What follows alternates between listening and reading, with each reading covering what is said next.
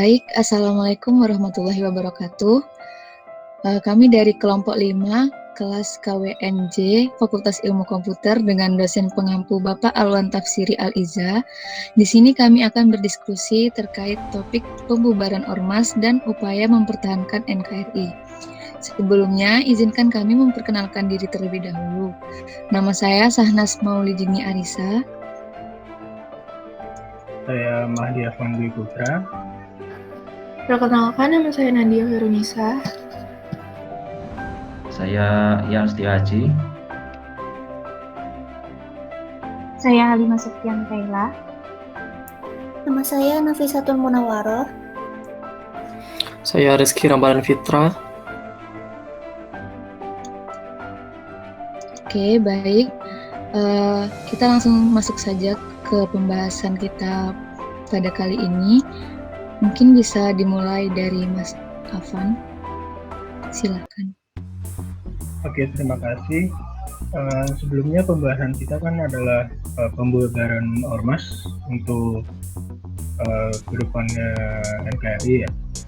Nah, sebelumnya lebih baik kita tahu dulu nih Ormas itu apa sih. Nah, aku dari kemarin tuh udah sempat nyari-nyari dan salah satunya dari Kamus Besar Bahasa Indonesia, Ormas itu atau dapat dibilang juga organisasi massa merupakan perkumpulan yang anggotanya adalah orang-orang yang mempunyai profesi yang sama. Nah, tapi juga ada yang berdasarkan dari Pasal 1 Ayat 1 Undang-Undang Nomor 17 Tahun 2013 tentang organisasi masyarakat. Nah, Ormas itu dapat disebut juga organisasi kemasyarakatan, yang adalah organisasi yang didirikan oleh masyarakat secara sukarela berdasarkan kesamaan aspirasi, kepentingan, dan tujuan untuk berpartisipasi dalam pembangunan demi tercapainya tujuan NKRI berdasarkan Pancasila. Nah, yang pastinya Ormas itu memiliki tujuan dan fungsi yang menurut anggotanya itu sama gitu.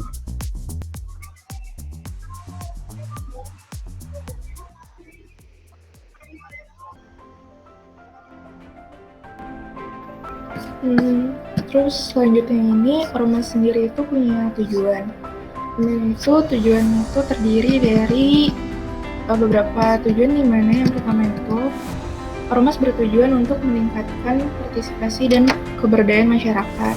Lalu Ormas itu bertujuan memberikan pelayanan kepada masyarakat, kemudian menjaga nilai agama dan kepercayaan terhadap Tuhan Yang Maha Esa, lalu melestarikan dan memelihara norma, nilai, moral, etika, dan budaya yang hidup dalam masyarakat. Kemudian, Ormas sendiri itu bertujuan untuk melestarikan sumber daya alam dan lingkungan hidup. Lalu, Ormas itu bertujuan untuk mengembangkan kesetiakawanan sosial, gotong royong, dan toleransi dalam kehidupan bermasyarakat. Lalu, Ormas bertujuan untuk menjaga, memelihara, dan memperkuat persatuan dan kesatuan bangsa, serta Ormas bertujuan untuk mewujudkan tujuan negara. Adapun tujuan-tujuan tersebut diambil dari Undang-Undang Nomor 17 Tahun 2013. Nah, selanjutnya, Ormas tersebut juga mempunyai fungsi yang selanjutnya akan disampaikan oleh teman saya. Ya, jadi fungsi Ormas menurut Pasal 6 Undang-Undang Nomor 17 Tahun 2013. Yang pertama adalah sebagai penyalur kegiatan sesuai kepentingan anggotanya, dan yang kedua sebagai pembinaan dan pengembangan anggotanya dalam usaha mewujudkan tujuan organisasi. Yang selanjutnya sebagai peran serta dalam usaha menyukseskan pembangunan nasional. Dan selanjutnya adalah sebagai sarana penyalur aspirasi masyarakat dan sarana komunikasi antar masyarakat. Yang selanjutnya sebagai pemberdayaan masyarakat, terus sebagai partisipasi masyarakat untuk memelihara, menjaga, dan memperkuat persatuan dan kesatuan bangsa, dan yang terakhir sebagai pemeliharaan dan pelestarian norma, nilai, dan etika dalam kehidupan bermasyarakat, berbangsa, dan bernegara. Nah, di sini kita akan membahas tentang FPI. Jadi FPI bergerak di bidang apa, Lalu kegiatannya apa saja akan dijelaskan oleh Halimah. Silakan.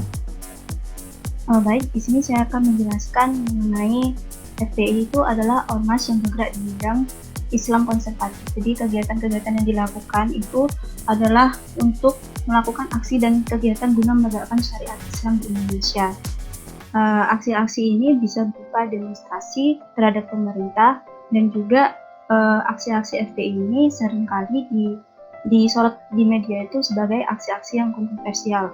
Adapun beberapa aksi yang dilakukan FPI seperti kegiatannya menutup klub malam, tempat peluncuran dan tempat-tempat yang diklaim sebagai tempat maksiat, menindaki ancaman terhadap warga negara tertentu, dan juga FPI melibatkan diri dalam beberapa aksi-aksi kemanusiaan, seperti antara lain mengirim relawan dan bantuan logistik ke daerah-daerah yang sedang mengalami bencana. Seperti itu. Untuk selanjutnya adalah mengapa FPI ini ada beberapa kasus yang dikaitkan dengan pembubaran yang akan disampaikan oleh Syahnas.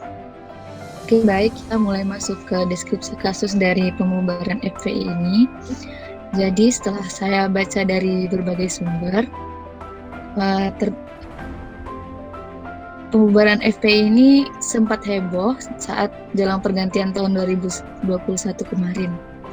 Setelah dibubarkan, FPI dilarang beraktivitas sesuai surat keputusan bersama atau yang biasa disebut SKB 6 menteri atau kepala lembaga negara. Mereka yang menandatangani SKB tersebut adalah yang pertama Menteri Dalam Negeri Tito Karnavian, yang kedua Menteri Hukum dan HAM Yasona Lauli, yang ketiga Menteri Komunikasi dan Informatika Johnny G. Plate, 4 Jaksa Agung ST Burhanuddin, yang kelima Kepala BNPT Boy Rafli Amar, dan yang keenam Kapolri Jenderal Idam Aziz. Dilansir dari republika.co.id, dalam SKB tersebut ada 7 poin tercantum sebagai berikut. Yang pertama, pemerintah menyatakan Front Pembela Islam adalah organisasi yang tidak terdaftar sebagai organisasi kemasyarakatan, sebagaimana diatur dalam peraturan perundang-undangan sehingga secara de jure telah bubar sebagai organisasi kemasyarakatan. Yang kedua, meski FPI sebagai organisasi kemasyarakatan telah bubar, pada kenyataannya masih terus melakukan berbagai kegiatan yang mengganggu ketentraman, ketertiban umum, dan bertentangan dengan hukum. Yang ketiga, melarang penggunaan simbol dan atribut Front Pembela Islam dalam wilayah hukum NKRI. Yang keempat, apabila terjadi pelanggaran sebagaimana diuraikan dalam diktum ketiga di atas, aparat penegak hukum akan menghentikan seluruh kegiatan yang sedang dilaksanakan oleh Front Pembela Islam. Yang kelima, meminta kepada masyarakat untuk tidak terpengaruh dan terlibat dalam kegiatan penggunaan simbol dan atribut Front Pembela Islam, dan juga untuk melaporkan kepada aparat penegak hukum setiap kegiatan penggunaan simbol dan atribut Front Pembela Islam. Yang keenam, kementerian dan lembaga yang menandatangani surat keputusan bersama ini akan melakukan koordinasi dan mengambil langkah-langkah penegakan hukum sesuai dengan ketentuan perundang-undangan. Yang ketujuh, keputusan bersama ini mulai berlaku pada tanggal ditetapkan. Ditetapkan di Jakarta pada tanggal 30 Desember 2020. Tak sedikit yang menentang keputusan pembubaran FPI ini. Ada juga yang menyebut pembubaran FPI ini tidak sah karena melangkahi pengadilan. Ada pula yang berkata sebaliknya. Menteri Koordinator Bidang Politik, Hukum dan Keamanan Mahfud MD menyebutkan pembubaran FPI ini tetap sah di mata hukum meski tidak melalui pengadilan. Menurut beliau, FPI sendiri sudah bukan ormas sejak Juni 2019 kemarin karena tidak mendapatkan SKT atau surat keterangan terdaftar.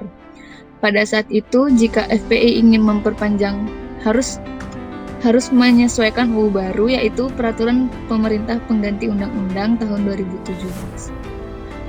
Perpu 2017 ini mengharuskan FPI melakukan perubahan ADART atau anggaran dasar dan anggaran rumah tangga. Namun FPI menolak untuk mengubahnya. Mereka ingin mendapat SKT hanya dengan surat pernyataan pengurus ke Menteri Agama. Tentu saja pemerintah menolak karena surat pernyataan pengurus sudah jelas tidak sama dengan ADART. Karena apabila pengurus dari FPI ini berganti, nanti bisa saja pengurus baru tersebut tidak mau bertanggung jawab atas surat pernyataan pengurus sebelumnya. Intinya tidak ada jaminan atas surat pernyataan pengurus tersebut. Akhirnya FPI pun memutuskan untuk tetap jalan tanpa SKT lantaran tak begitu memerlukan bantuan pemerintah. Oke, untuk selanjutnya penyebab dibubarkan FPI akan dilanjutkan oleh Nafis. Silahkan Nafis. Ya, terima kasih. Nah, sekarang kita akan masuk ke bagian alasan kenapa FPI dibubarkan. Sesuai yang dijelaskan oleh Sanas tadi, itu akan saya jadikan beberapa poin, yaitu poin pertama, alasan pembubaran FPI. Yang pertama adalah untuk menjaga eksistensi ideologi dan konsensus dasar bernegara, yaitu Pancasila, Undang-Undang Dasar Republik Indonesia tahun 1945, keutuhan NKRI, dan Bhinneka Tunggal Ika berdasarkan undang-undang. Di mana diketahui bahwa FPI ini menuntut agar syariat Islam dimasukkan pada pasal 29 Undang-Undang Dasar 1945 yang berbunyi negara berdasarkan ketuhanan yang Maha Esa dengan menambahnya.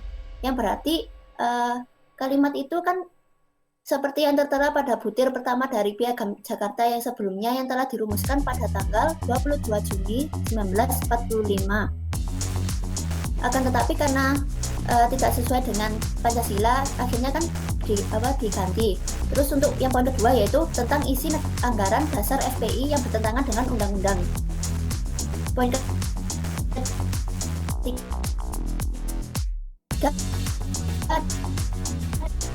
adalah SKT Atlet tanggal 21 Juni tahun 2019 FPI dianggap telah dibubarkan.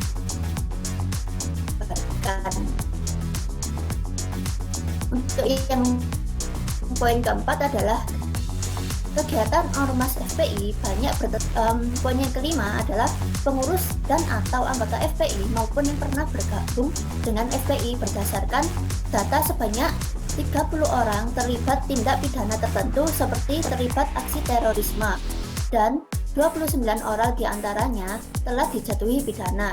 Selain itu, terdapat 206 orang terlibat berbagai tindak pidana umum lainnya dan 100 diantaranya telah dijatuhi pidana.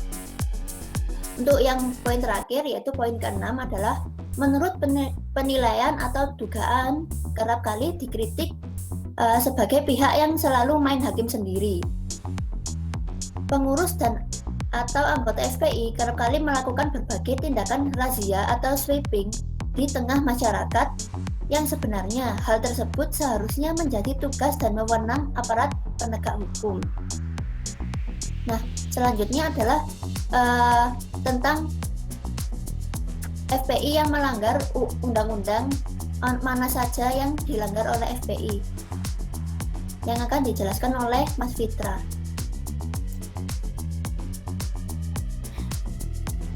Baik, berdasarkan penyebab yang telah disampaikan oleh Mbak Nafis tadi, FPI melanggar beberapa pasal pada Undang-Undang Nomor 17 Tahun 2013, yaitu yang pertama, Pasal 2, Asas Ormas tidak bertentangan dengan Pancasila dan Undang-Undang Dasar Negara Republik Indonesia tahun 1945. Yang kedua, Pasal 5 huruf G, tujuan ormas yaitu menjaga, memelihara, dan memperkuat persatuan dan kesatuan bangsa. Yang ketiga, Pasal 6 huruf F, ormas berfungsi sebagai sarana partisipasi masyarakat untuk memelihara, menjaga, dan memperkuat persatuan kesatuan bangsa. Selanjutnya, Pasal 21 huruf B dan D mengenai kewajiban ormas yaitu menjaga persatuan dan kesatuan bangsa serta keutuhan negara kesatuan Republik Indonesia dan menjaga ketertiban umum dan terciptanya kedamaian dalam masyarakat. Selanjutnya, pasal 59 ayat 2, huruf A, C, dan D, melakukan tindak permusuhan terhadap suku, agama, ras atau golongan, melakukan kegiatan separatis yang mengancam kedaulatan negara kesatuan Republik Indonesia, melakukan tindakan kekerasan, mengganggu ketentraman dan ketertiban umum, atau merusak fasilitas umum dan fasilitas sosial. Selanjutnya, pasal 59 ayat 4, huruf C, yaitu menganut, mengembangkan, serta menyebarkan ajaran atau paham yang bertentangan dengan Pancasila. Dan terakhir yaitu pasal 82A mengenai beberapa pengaturan ormas seperti ayat pertama, setiap orang menjadi anggota dan atau pengurus ormas yang dengan sengaja dan secara langsung atau tidak langsung melanggar ketentuan sebagaimana dimaksud dalam pasal 59 ayat 3 huruf C dan huruf D dipidana dengan pidana penjara paling singkat 6 bulan dan paling lama 1 tahun. Ayat 2, setiap orang menjadi anggota dan atau pengurus ormas yang dengan sengaja dan secara langsung atau tidak langsung melanggar ketentuan sebagaimana di dalam pasal 59 ayat 3, huruf A dan huruf B, dan ayat 4 dipidana dengan pidana penjara seumur hidup atau pidana penjara paling singkat 5 dan paling lama 20 tahun. Ayat 3, selain pidana penjara sebagaimana dimaksud pada ayat pertama, yang bersangkutan diancam dengan pidana tambahan sebagaimana diatur dalam peraturan perundang-undangan pidana. Oke, selanjutnya kita di sini akan masuk ke sesi diskusi ya. Masing-masing dari kita nanti akan menyampaikan pendapat dan mungkin apabila ada solusi dari masing-masing kita bisa langsung disampaikan aja. Oke, mungkin dari teman-teman ada yang mau mulai menyampaikan pendapatnya, silahkan. Aku juga mau mengutarakan pendapatku ya. Jadi kalau menurutku sih ormas tuh memang tetap sebenarnya diperlukan oleh negara, karena kan mereka juga fungsinya sebagai salah satu penyalur komunikasi dan aspirasi kepada masyarakat itu sendiri kan. Nah, terus menurutku yang penting mereka tuh tetap mengikuti undang-undang yang ada agar dapat saling menghargai dan tidak untuk keperluan pribadi dalam ormas itu sendiri. Nah, akhirnya nanti bahkan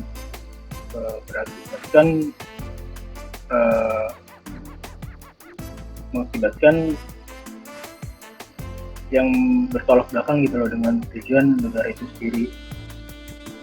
Kalau semisal memang ada ormas yang sudah bertolak belakang, menurutku sih lebih baik dibubarkan saja, karena akan berdampak negatif untuk negara itu sendiri. Kalau aku sih mungkin mau ngasih solusi, mungkin balik lagi ke diri sendiri kali ya, ke orang yang bakalan membuat organisasi tersebut. Tujuannya apa, dan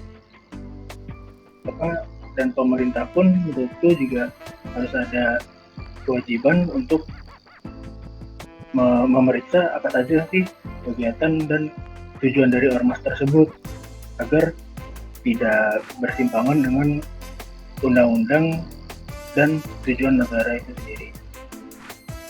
Kalau menurutku sih itu. Mungkin dari yang lain ada pendapat lain atau solusi yang lain, silakan. Mungkin aku pengen berpendapat kali ya. Pendapat aku sendiri sih, ormas ini boleh aja diselenggarakan. Namun ormas sendiri itu harus diiringi dengan undang-undang yang jelas, dan menurut aku aparat itu perlu lebih tegas lagi dalam meningkatkan kayak peraturan yang ada gitu. Terus agar setiap ormas dapat mengikuti undang-undang yang berlaku. Jika ada suatu ormas yang tidak berkenan mengikuti undang-undang yang berlaku dan sampai melakukan tindak anarkis yang meresahkan, maka baru ormas tersebut dapat dibubarkan sesuai tuntutan hukum.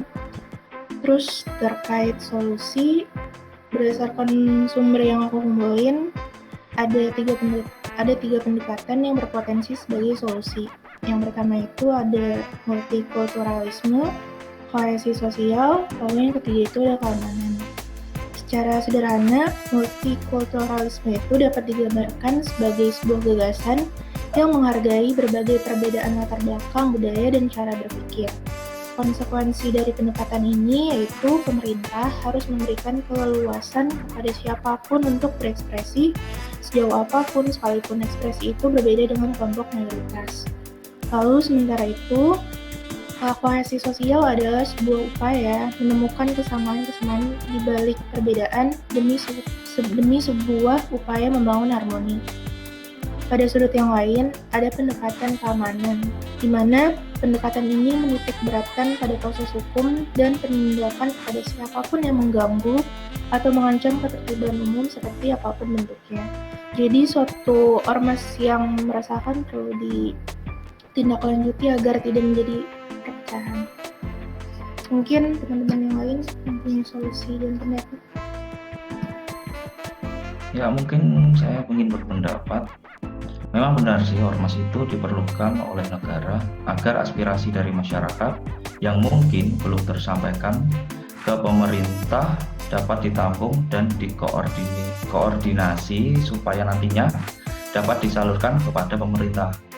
Nah, namun ormas itu harus mengikuti ideologi Pancasila, dan jika tidak sesuai dengan Pancasila, maka hal itu dapat memecah belah keutuhan NKRI. Misalnya saja ormas FPI tadi.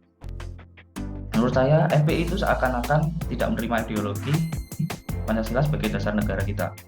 Nah, ini dibuktikan dengan beberapa tindakan intoleran yang dilakukan FPI yang notabene adalah ormas Islam kepada sesama masyarakat yang berbeda agama.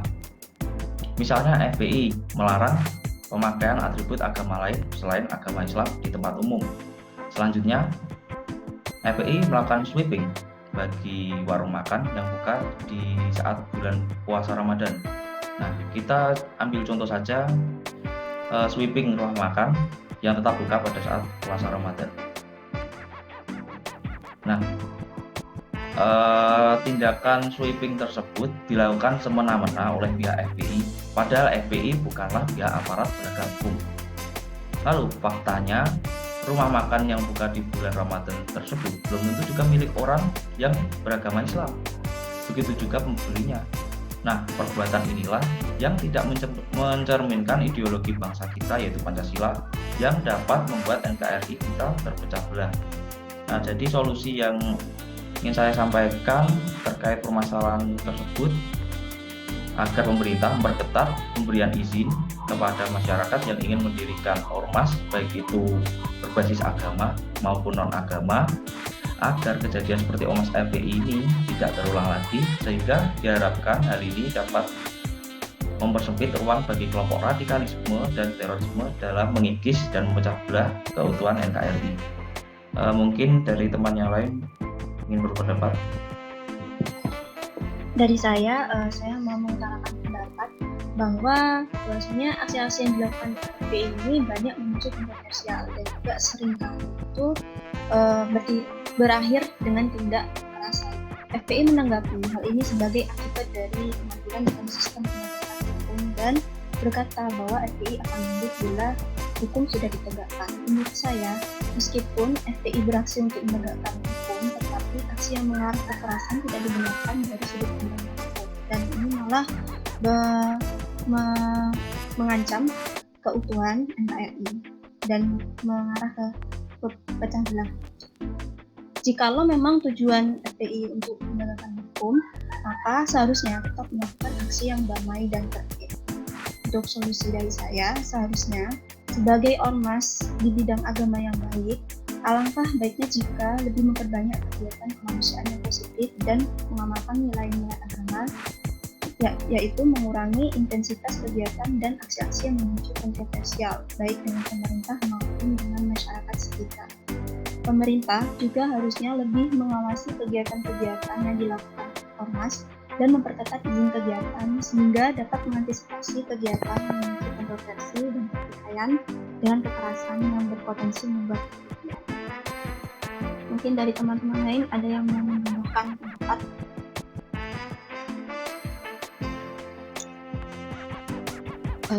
Mungkin Dari saya akan menyampaikan pendapat. Dalam negara demokrasi seperti Indonesia ini, menurut saya peran ormas itu bisa dijadikan sebagai tolak ukur sejauh mana proses demokrasi dijalankan. Karena itu, ormas menjadi cerminan masyarakat dalam proses kebijakan pemerintah. Tapi, jalannya ormas ini juga harus sesuai dengan yang telah diberlakukan oleh pemerintah. Ketika suatu ormas sudah tidak sesuai dengan ketentuan perundang-undangan yang berlaku, maka wajar saja jika pemerintah melakukan pembubaran. Karena mungkin pemerintah juga merasa bisa saja ormas ini melakukan kegiatan yang membahayakan atau yang lainnya. Selama suatu ormas masih sesuai dengan perundang-undangan yang berlaku dan tetap menjalankan kegiatan yang baik dan bermanfaat, pemerintah juga pasti akan mendukung kegiatan dari ormas tersebut. Mungkin untuk solusinya, menurut saya ormas harus konsisten sih dengan tujuan dan fungsi awalnya dari ormas tersebut. Di awal dulu dibentuk itu tujuannya apa, fungsinya apa, itu harus konsisten. Jangan sampai di tengah perjalanan terdapat kegiatan yang melanggar perundang-undangan dan melanggar dan tidak sesuai dengan tujuan dari ormas tersebut. Pemerintah juga harus melakukan pengawasan yang tegas, konstruktif, dan akomodatif agar terjalin hubungan yang harmonis antara ormas dan pemerintah. Mungkin itu pendapat dari saya. Mungkin teman-teman yang belum berpendapat, ada yang mau menyuarakan pendapatnya, silahkan. Mungkin dari saya ini ada pendapat lain lagi. Nah, tadi kan sepertinya belum sempat menjelaskan secara detail latar belakang didirikannya FPI. Nah, waktu kemarin saya cari-cari itu berdasarkan latar belakang didirikannya FPI. Untuk pertama kalinya itu FPI yang mengatakan bahwa alasan mereka mendirikan FPI adalah banyaknya pelanggaran HAM terhadap orang-orang Islam di Indonesia. Terus adanya kemungkaran dan kemaksiatan yang telah merajalela. Selanjutnya, kewajiban menjaga harkat dan martabat Islam beserta umatnya. Nah, ormas FPI ini pada kenyataannya ya bisa dilihat sendiri kan bertentangan dengan latar belakang pendirian FPI tersebut. Mulai dari melakukan pelanggaran HAM dengan melakukan hal-hal yang mengganggu ketentraman masyarakat, terus melakukan banyak unjuk rasa dan menyebabkan kemarahan atau kemungkaran berbagai kalangan masyarakat maupun pemerintah dengan adanya ideologi mereka yang bertentangan dengan Pancasila. Terus ada lagi serta melakukan hal-hal yang tidak seharusnya atau tidak patut dilakukan yang mengatasnamakan Islam, di mana menurut saya dapat mencoreng harkat dan martabat agama Islam dan dapat memecah belah persatuan negara. Karena itulah, menurut saya ini sudah seharusnya FPI ini dibubarkan atas dasar sudah tidak sejalannya tujuan awal pembentukan ormas FPI dengan perjalanan kegiatan mereka selama ini.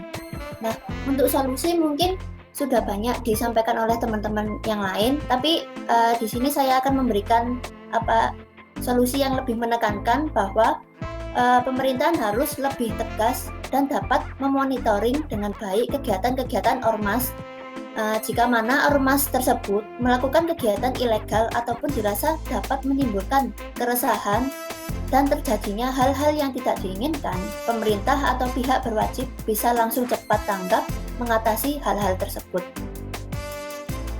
Terima kasih, mungkin itu solusi dari saya.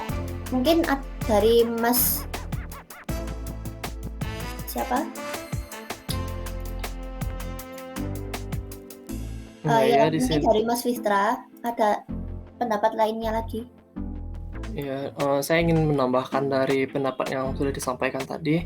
Dalam pandangan saya mengenai pembubaran ormas FPI ini memang sudah selayaknya terjadi karena ormas tersebut telah melanggar Pasal 2 Undang-Undang Nomor 17 Tahun 2013, yaitu asas ormas tidak bertentangan dengan Pancasila dan Undang-Undang Dasar Negara Republik Indonesia tahun 1945. Menurut saya, pelanggaran yang dilakukan ini sangat fatal karena FPI itu sendiri tidak lagi berdasar kepada dasar negara kita, yaitu Pancasila dan UUD 1945. Sudah seharusnya suatu ormas itu bergerak berdasarkan kepada dasar negara kita. Dan juga dilihat dari tujuan awal dibentuknya FPI, tujuannya sekarang ini sudah melenceng dan jauh dari tujuan awal. Mungkin hal ini disebabkan dari bergantinya pemimpin atau ketua dari FPI itu sendiri, sehingga tujuan dari ormas tersebut bergeser. Kalau solusinya, saya juga menambahkan dari yang telah disampaikan tadi, agar kejadian sama tidak terulang kembali, ada baiknya pemerintah lebih berhati-hati dan melakukan pengecekan ekstra terhadap ormas baru yang ingin didirikan. Dan dalam kegiatan ormas yang ada, pemerintah juga turut aktif dalam melakukan pemantauan, dan jika ada pelanggaran, pemerintah dapat segera tangkap dalam mengatasi permasalahan yang ada agar tetap dapat terciptanya ketentraman di dalam kehidupan masyarakat dan negara kesatuan Republik Indonesia ini. Segitu. Nah, berdasarkan beberapa pendapat yang udah diterangin nih sama teman-teman sekalian, dapat ditarik kesimpulan bahwa ormas itu tetap dapat diperlukan oleh negara. Ormas diperlukan agar aspirasi dari masyarakat yang mungkin belum tersampaikan pemerintah dapat ditampung dan dikoordinasi, supaya nantinya dapat disalurkan kepada pemerintah. Namun, ketegasan penegak hukum perlu ditingkatkan agar setiap ormas dapat mengikuti undang-undang yang berlaku dan tidak menyinggung dari ideologis yang ada. Jika kita sudah mengetahui adanya persimpangan dalam suatu ormas, bijaknya kita menghindari organisasi masyarakat tersebut dan mengajukan ke pihak yang bersangkutan demi menjaga ketentraman yang kayak gitu. Mungkin selanjutnya dapat ditutup oleh Spesialis. Oke, mungkin untuk diskusi kita kali ini udah selesai. Dari kami mohon maaf apabila ada salah kata atau salah sikap dalam kami melakukan diskusi tadi. Kurang lebihnya mohon maaf. Wassalamualaikum warahmatullahi wabarakatuh. Terima kasih.